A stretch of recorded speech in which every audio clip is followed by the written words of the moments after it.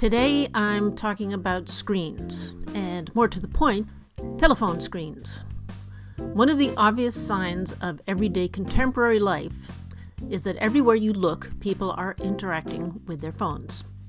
Texting, snapping photos, looking stuff up, just carrying one around everywhere. You walk down the Champs-Élysées and the pedestrians are on their phones. You find a quiet corner of a churchyard and the visitors are on their phones. We went to the Giza Plateau in Egypt to see the pyramids, and the camel drivers were on their phones. On your phone, you can lose yourself in a fantasy world which feeds you what it thinks you want to read or see or listen to. This is one of the things that really irritates me about the internet and social media. It anticipates what you want and tries to give it to you, or more likely, sell it to you. When I was a college student, I had a job working in the art library. It was a pretty tedious job. I mostly put books back in place, but I figured out that if I disappeared into the stacks with a cart full of books, it was a while before anyone really figured out what I was doing. So I could wander around the shelves and randomly pull out books that looked interesting. And then I'd spend a jolly, calm half hour discovering a new artist or an old artist. It was kind of blissful. The point here is that I would seek out unknown information and accidentally find whole worlds of cool stuff that I hadn't even known I could look for. The internet, on the other hand, gives you stuff based on what you've tried to find already. You become a demographic. I don't want to be a demographic. Demographics are predictable. I want to live free and find stuff accidentally and have adventures that are unexpected, or at least feel like I do. It's hard to randomly find things these days. The algorithms keep herding you into areas it knows you like already.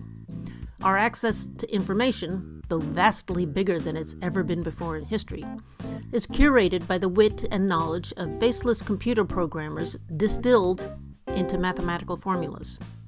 This encourages us to be passive receptacles rather than curious wanderers. It makes me feel apathetic and eventually stupid and boring.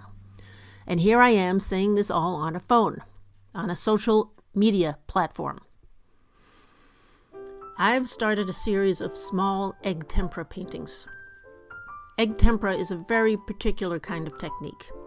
You take the yolk of an egg, mix it with water and white vinegar, then use it as binding medium for pure pigments, that is to say, pure color.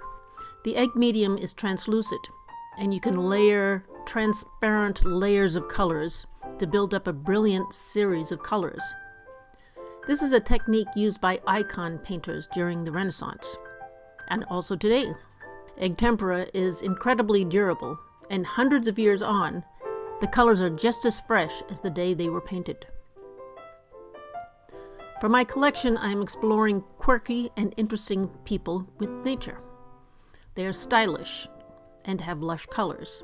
There are no phones in sight, just fortuitous combinations of people and the natural world. For me, this is the opposite of walking around lost in the screen world. Here we can see a little slice of humans being human, nature being nature, and a bit of attitude. In these little paintings, we are seeing and relying on each other to exist and thrive, and sometimes be fabulous. Egg temperas take a lot of time. You layer the pigments over days and weeks. This creates rich and energizing colors.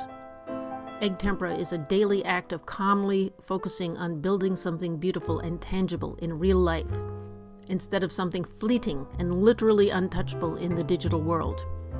It helps me feel more positive about life and the future. Egg temperas take a while to dry properly. In the meantime, I'm putting on the final touches and making frames. These paintings will be available on louisamccabeart.com.